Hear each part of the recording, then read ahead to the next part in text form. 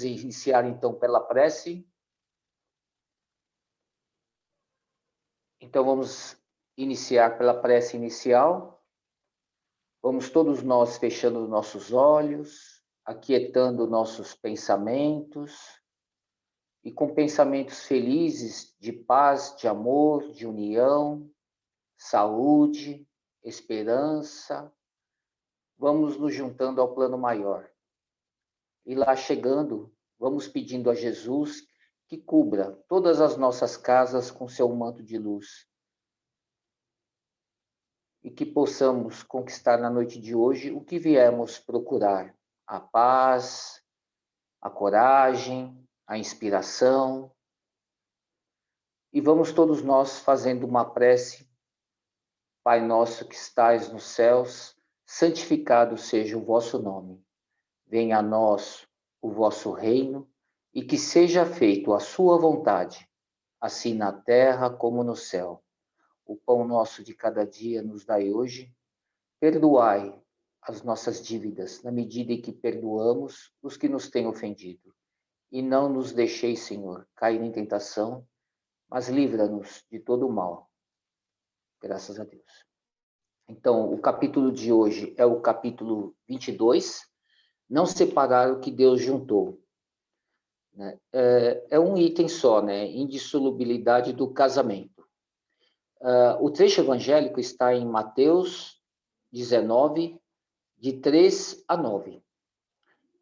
E diz assim: E chegaram-se a ele os fariseus, tentando-o e dizendo: É porventura lícito a um homem repudiar a sua mulher por qualquer causa?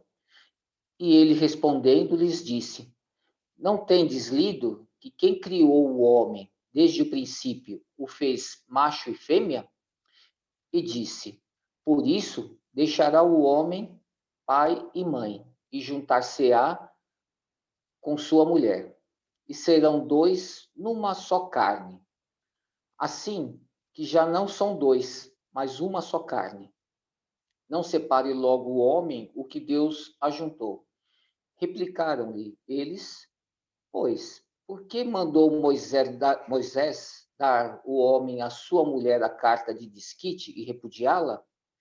Respondeu-lhes: Porque Moisés, pela dureza de vossos corações, vos permitiu repudiar vossas mulheres. Mas, ao princípio, não foi assim. Eu, pois, vos declaro que todo aquele que repudiar sua mulher, se não for por causa da fornicação, e casar com outra, comete adultério. E o que se casar com a que o outro repudiou, comete adultério. Né? Para esse evangelho, né, eu utilizei a Bíblia aqui do Peregrino, né, para fazer as análises, né? E também o Livro dos Espíritos, a Joana de Ângeles, Jesus e o Evangelho, e os Prazeres da Alma do Espírito Hamed.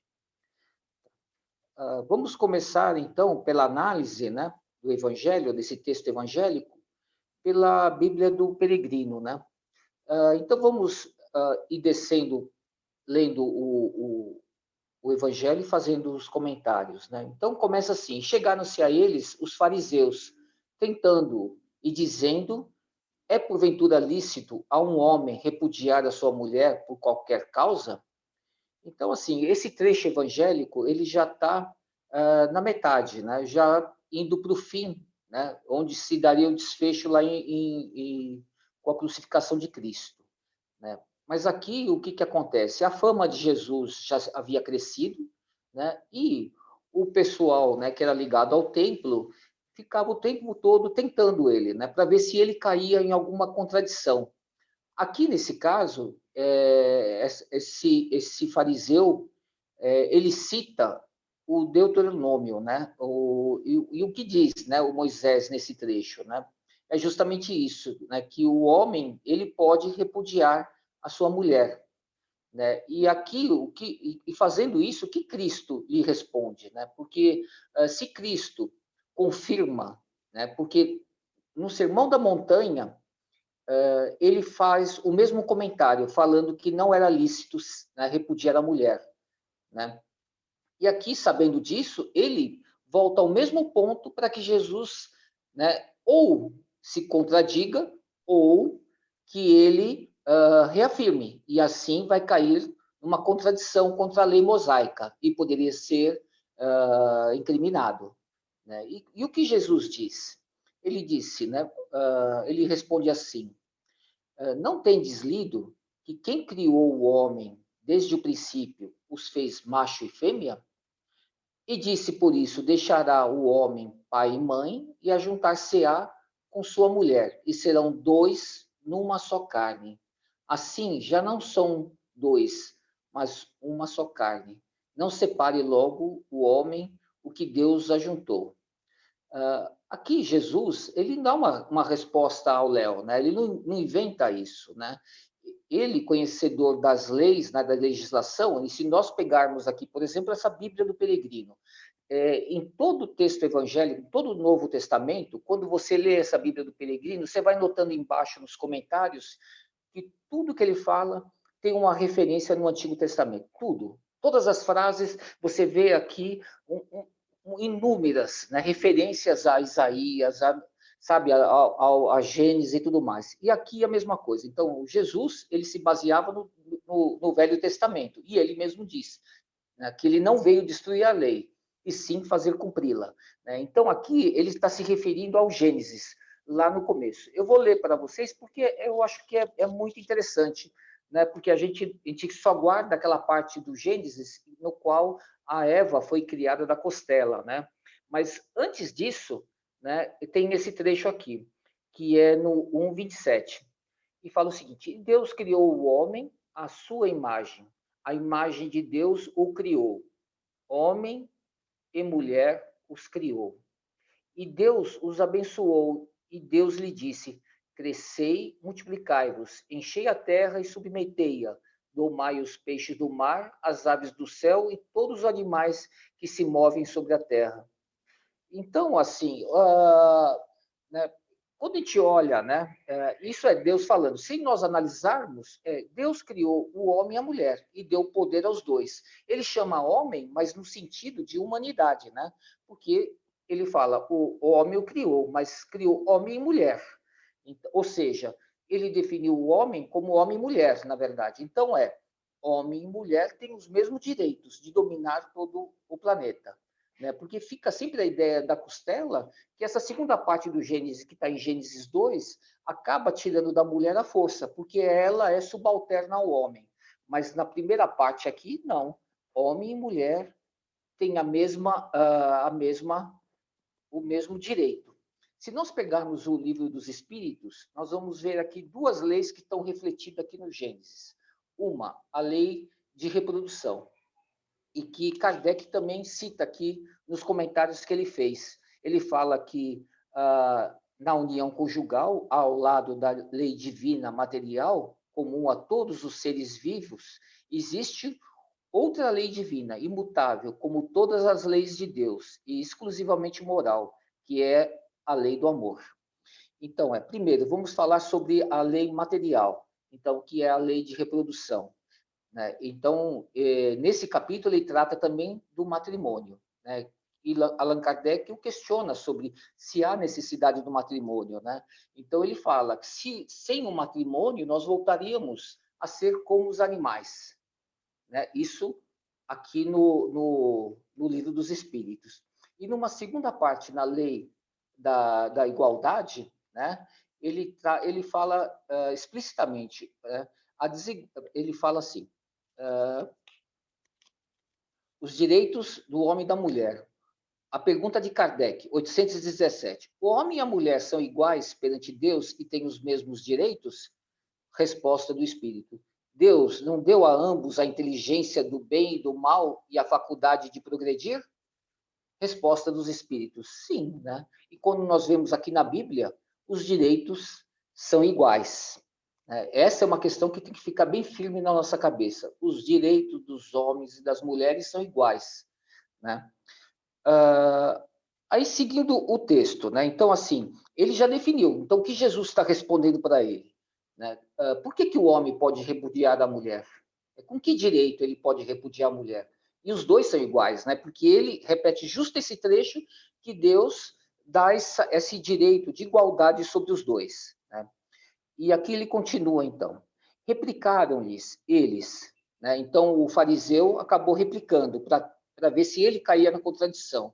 Pois, por que mandou Moisés dar ao homem, a sua mulher, carta de desquite e repudiá-la? Ou seja, ele volta ao mesmo trecho do Deuteronômio, né? Que diz assim, aqui no... Eu vou dar uma lidinha aqui para ficar mais fácil. Está escrito aqui no 24. Se alguém se casa com uma mulher e em seguida ela lhe desagrada, pois descobre nela algo vergonhoso, escreve-lhe ata de divórcio, a entrega e a expulsa de casa, e ela sai de casa e se casa com o outro. E o segundo também a detesta, escreve-lhe ata de divórcio, a entrega e a expulsa de casa. Ou, se o segundo marido morre, o primeiro marido que a despediu não poderá casar outra vez com ela, pois está contaminada. Seria uma abominação diante do Senhor. Não lances um pecado sobre a terra que o Senhor, teu Deus, te dará como herança. Então, assim, esse Deuteronômio, esse livro, ele trata de leis, né, de regulações sociais, né? Então, uma coisa é a lei divina, que está em Gênesis, Deus falando, e aqui é Moisés que colocou, né, nesse livro uma série de leis que são sociais e econômicas, né? Para quê? Para que aquele povo que ia adentrar na Terra Prometida tivesse um balizamento social, ok? Então aqui o fariseu tenta, né, falando para Jesus, por que então que Moisés colocou isso na lei? E Jesus então responde-lhes, porque Moisés, pela dureza de vossos corações, vos permitiu repudiar vossas mulheres, mas ao princípio não foi assim. Então, o que Jesus fala, né? Ao invés de cair em contradição, ele fala: bom, foi a dureza de vosso corpo. Por quê? Porque se respeitasse a lei de Deus, que é a lei que está no Gênesis, nada disso precisaria ser feito. Mas, como vocês são duros de coração, e duros de coração não é a mesma coisa que para nós hoje, duros de coração. Naquela época, o coração também ele era responsável pelos pensamentos. Né? Então, assim, existe uma força muito grande, ou seja, a maneira como eu penso, como eu me organizo, é dura. Né? Ela não está de acordo com a lei divina, que é a lei do amor. Né? E ele continua então. E pois vos declaro que todo aquele que repudiar sua mulher, se não for por causa da fornicação e casar com outra, comete adultério. E o que se casar com a que o outro repudiou, comete adultério. Então, assim, a gente olhando essa última parte, né, aparentemente o que a gente enxerga?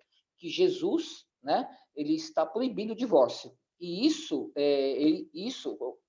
foi levado, né, por toda a humanidade até o que? No Brasil, o divórcio surgiu, parece que em 1974.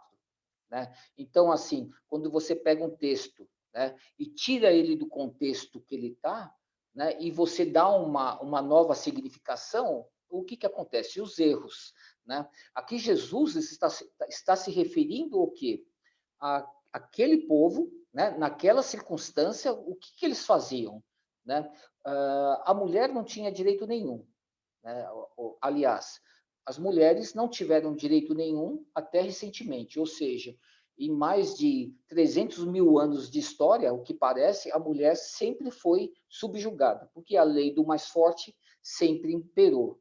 Aqui, o que acontece? Jesus, ele está falando nesse texto que homem e mulher têm os mesmos direitos, né? Que eles têm que ter uma relação de afeição, né? Por isso, porque se Deus juntou, né? O que junta duas pessoas perante a Deus? O amor que uma tem pela outra.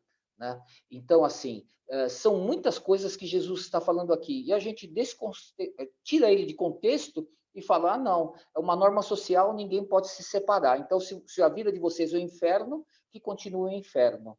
Né? Então, mas não é isso que ele disse. Tá? Então, essas interpretações da igreja e que levaram todo mundo ocidental a segui-la, elas foram aparentemente um erro. Né? Agora, por que Moisés fez essa lei? Né? Porque o que o fariseu está falando é que Moisés liberou tudo, ele liberou geral, pode passar a boiada. Só que não era bem assim. O intuito dele era o contrário. Por quê? Porque, na verdade, os homens se divorciavam livremente e não tinha regra nenhuma. E ele, para colocar um entrave nisso, ele falou: bom, você tem que dar uma carta. Não basta simplesmente tacar ela para fora, porque tinha questões de dote, uma série de questões. Né? Então, não, se você fecha a porta, né, se a mulher é incriminada, né, de ter tido uma relação com outro homem, ela era apedrejada, ela morria por apedrejamento. Né? Então, se você fecha a porta, a mulher vai sofrer maiores consequências. Então, é melhor deixar, né, que os homens se separassem, mas colocar um entrave. Qual é o entrave? A carta. Por que a carta é um entrave? Porque era uma escrita pública. Ele tinha que escrever os motivos pelos quais ele queria se separar. Né? Então, assim, se eu libero geral, tá errado. A sociedade vira uma bagunça. Se eu freio, eles vão matar todas as mulheres. Então, eu tenho que colocar um meio termo. O meio termo que Moisés encontrou foi esse. E o que Jesus fala é justamente isso: a dureza dos seus corações. Por quê? Os casamentos daquela época, como muitos de agora, não se baseiam no amor. Né? Eles se baseiam em o quê? Se baseiam em interesses, né? Interesses físicos, interesses materiais, né? E interesses diversos, né? Casas de família, por exemplo, os reis, quando casam, eles casam como? Por interesse. Um país quer fazer uma aliança com o outro. Olha, eu tenho um filho aqui, olha, eu tenho uma filha, vamos casar os dois e casa. Isso acontece em vários países do mundo até hoje. Né? Então, assim, o Hamed aqui fala o seguinte, ele lembra, porque assim, como nós somos como seres humanos, né? Nós, como encarnados, eu tenho esse corpo material, não é isso? Eu tenho, o que mais? Eu tenho também as minhas relações sociais, eu tenho os meus bens, né? Os bens materiais, eu tenho o poder que eu detenho sobre uma parcela da sociedade, que eu tenho muito poder ou pouco poder, não é isso? Eu tenho as relações sociais e o que mais? E teria, né, o lado afetivo. Né? Então, assim, nesse trecho aqui no Gênesis, se trata do quê? Né? Da evolução animal, né, até o homem. Né? Se nós olharmos a forma como nós escolhemos, né, o parceiro, como é que se dá? Por exemplo, uma menina ou um menino, quando vai escolher o inverso, faz o quê? Eu vou olhar dentre esses itens. Bom, essa pessoa, ela é bonita, ela tem um carro, ela tem posse, ela tem poder. Nossa, ele manda nos amigos, ou ele tem voz de comando, ou ele faz esporte, ou ele é forte, né? O que mais? Ele tem relações sociais, é um cara que vai em todos os lugares, conhece todo mundo, é bacana. Ele tem poder, né? Então, assim, quais são as escolhas, né? Quais são os itens que nós escolhemos? São esses. Cada um de nós faz um misto entre esses fatores, não é isso? Só que todos esses fatores são fatores materiais, não é? Não, por quê? Qual o único fator que teria que seria espiritual? A afetividade, o amor. Né? Se existe amor, né, isso é um fator espiritual. Né? Então, mas nós ficamos no plano abaixo. Nós escolhemos tanto o parceiro, como os empregados da fábrica, como tudo pelo plano material, sobre esses itens. Como a pessoa é, se é afeiçoada ou não. Como os animais escolhem as parceiras? Né? E as fêmeas escolhem os machos com os animais. A mesma coisa, né? A fêmea, né? Ou vai escolher o macho que tem uma plumagem mais bonita, porque então ele é o mais sadio, ou o mais forte, porque ele bate em todos da manada, né? Da cabeçada, morde ou outra coisa, ou aquele que construiu o ninho mais bonito, então ele tem um poder econômico, não é isso? Ou ele domina uma região que tem muita alimentação, então é econômico também. Então as escolhas, né, do mundo animal ficam sempre claro, né, que eles são controlados pelos instintos, mas nesse plano entre dotes físicos, né, econômicos e também de poder, né? E nós, a mesma coisa, né? Então, que evolução que nós fizemos? Muito pouca, né? O que nós temos a mais é o livre-arbítrio, né? E a possibilidade de desenvolver a inteligência, as virtudes e o amor, né?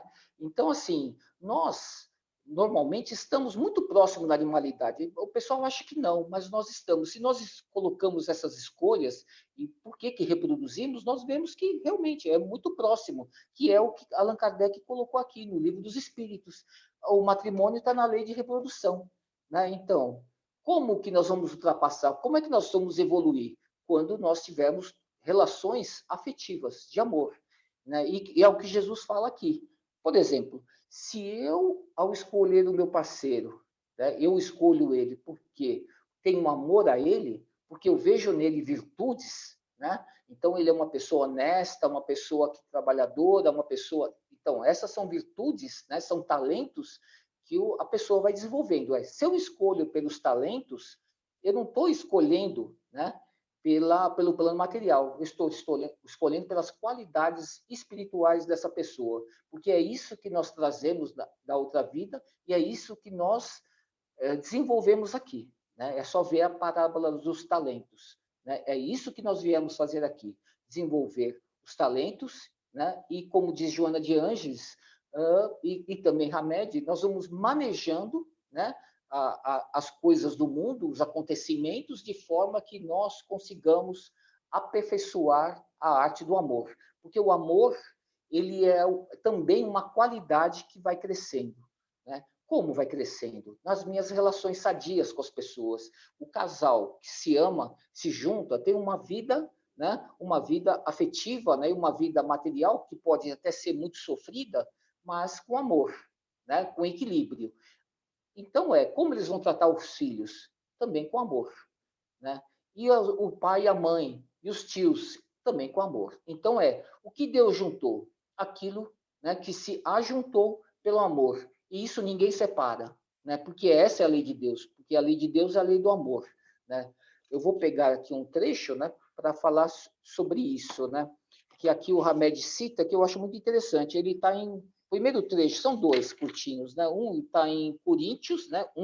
De 3 a 16. E Paulo de Tarso fala assim: não sabeis que sois um templo de Deus e que o Espírito de Deus habita em vós? Ou seja, né, essa carne, né, esse corpo que está aqui, né, quem habita nele é um Espírito de Deus. Né? E o segundo trecho está em João 4,16, que ele fala assim: Deus é amor. Aquele que permanece no amor permanece em Deus, e Deus permanece nele. Ou seja, né, as relações de amor. Né? O que Deus espera de nós, né, é que nós realmente consigamos desenvolver o amor nessas ações. Então, o casamento, assim como está no Gênesis, né, que é a união de dois formando um. Né? E se a gente se atentar, uma coisa muito interessante que eu estava pensando agora há pouco, né? A nossa visão, né? Nós temos duas. Né? Então, se eu abro um olho só e vejo o mundo com um olho só, né, a minha potência é muito pequena, porque eu não vejo um mundo tridimensional, ao ponto que eu abro os dois olhos, né, são dois pontos de vista. Esses dois pontos de vista não são só somados, eles são, sei lá, N vezes multiplicados, porque ele nos permite ver, né, tudo em dimensão. Né? Então, assim, não é simplesmente juntar dois pontos de vista e a soma dos dois de um mais um dá dois. Não. A soma de um olho mais o outro dá 50 mil vezes mais potência. Assim também como os ouvidos, que temos dois. Né? Porque nós conseguimos determinar o som da onde vem. Ou seja, um ouvido só a gente não consegue, mas os dois conseguem. Ou seja, o casamento é a mesma coisa. São dois seres com estruturas diferentes, não é isso? O homem e a mulher têm estruturas diferentes, pontos de vista, vieram de famílias. Então, assim, instintivamente, porque nós trazemos instinto para essa vida também, né? Que trouxemos da animalidade.